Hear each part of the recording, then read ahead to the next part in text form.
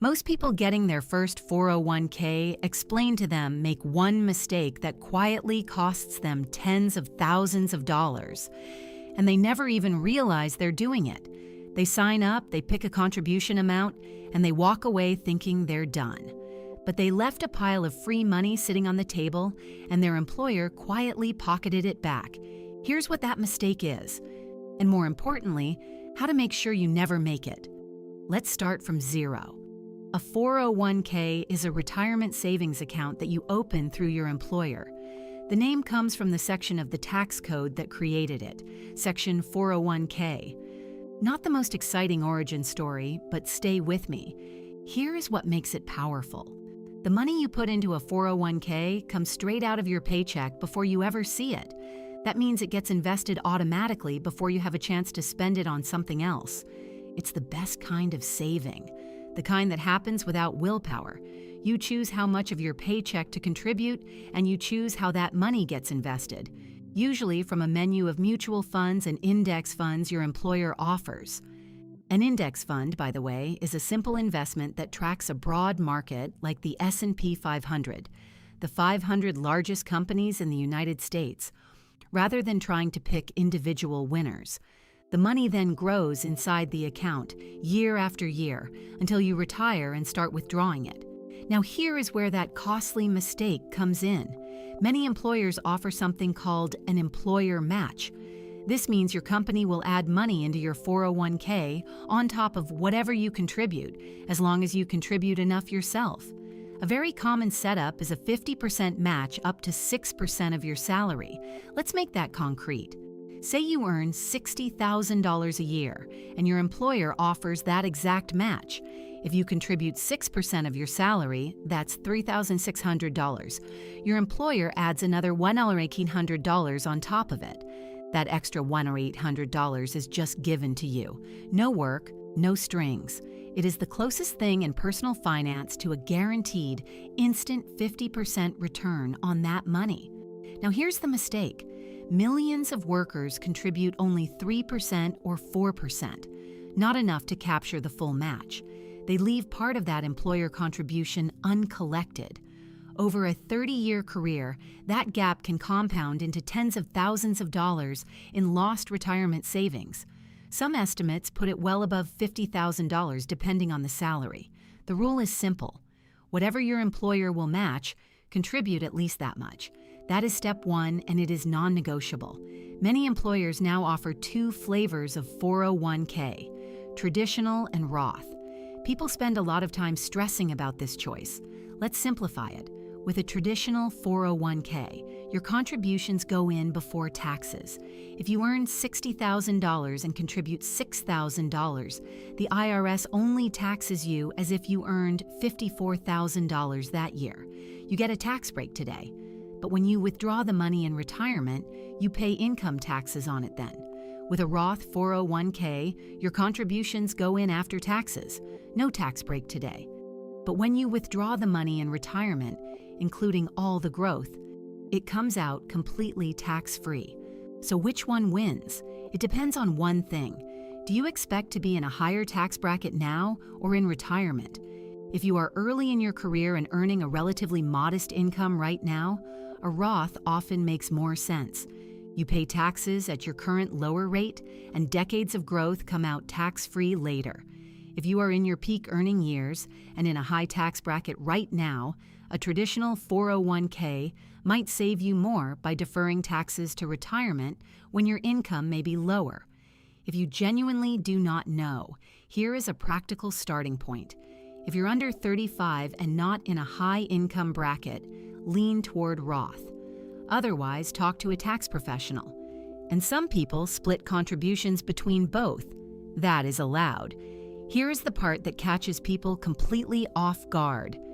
Just because your employer matches your contributions does not mean that money is immediately yours to keep. That process is called vesting.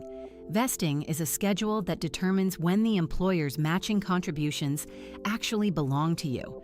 Your own contributions are always 100% yours the moment they go in, but the employer match? That often comes with strings attached. There are two common types: Cliff vesting means you own 0% of the match until you hit a certain date, often 2 or 3 years, and then suddenly you own 100% of it. Graded vesting means ownership builds gradually, for example 20% per year over 5 years. Why does this matter so much?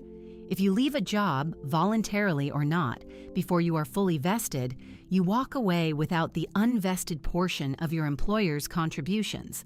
Companies design it this way to encourage you to stay.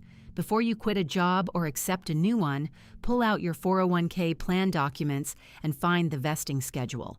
If you are 3 months away from being fully vested, that detail alone could be worth thousands of dollars. You now know to contribute at least enough to capture the full employer match. But should you go higher? Almost always. Yes, if your budget allows. The IRS sets a limit on how much you can contribute to a 401k each year. In 2024, that limit is $23,000 for people under age 50. If you are 50 or older, you can add an extra $7,500 as a catch-up contribution, bringing the total to $30,500. Very few people max out their 401k, especially early in their careers, and that is completely okay. A simple framework is this. First, contribute enough to get the full employer match. That is your baseline. Second, if you have high-interest debt like credit cards, tackle that next. Third, after the match and after high-interest debt, try to gradually increase your contribution rate by 1% every year, ideally whenever you get a raise, so you never feel the pinch. A commonly cited savings target is putting away 15% of your income for retirement annually, employer match included. That is a long-term goal, not a day-one requirement. Once the money is in, you have to choose how to invest it. Most beginners see a list of fund options and freeze. Keep it simple. Look for a target date fund that matches roughly when you plan to retire. For example, if you are 30 years old today, a target date 2055 fund automatically holds a mix of stocks and bonds appropriate for your timeline, and it gradually becomes more conservative as you approach retirement. You pick one fund, set it, and forget it. It is genuinely the easiest option for most beginners.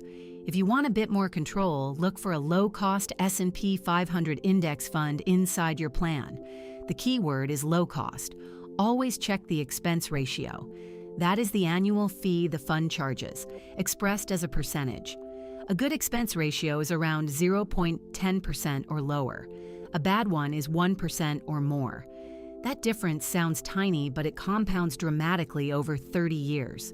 Brokerages like Fidelity, Vanguard, and Schwab are among the most common 401k providers, and they typically offer solid low-cost index fund options. Let's bring it all together. A 401k is your employer-sponsored retirement account. It grows with pre-tax or after-tax dollars depending on whether you choose traditional or Roth. Your employer may match a portion of what you contribute, and capturing every dollar of that match is the single most important move you can make. Watch your vesting schedule before you ever think about leaving a job. Start your contributions at the match threshold, then slowly increase over time toward that 15% goal. And inside the account, keep it simple with a low-cost target date or index fund. Now here is your action item for today. Log into your HR portal or employee benefits system, find your 401k plan, and confirm 2 things. First, what is your employer's exact match formula? Second, are you contributing enough to get all of it? Those 2 answers could be worth more than you think. If this helped you see your 401k in a new way, hit that subscribe button and join us here at Plain Money. We break down personal finance for real people. No jargon required. Drop a comment below. Are you currently getting your full employer match? I read every single one.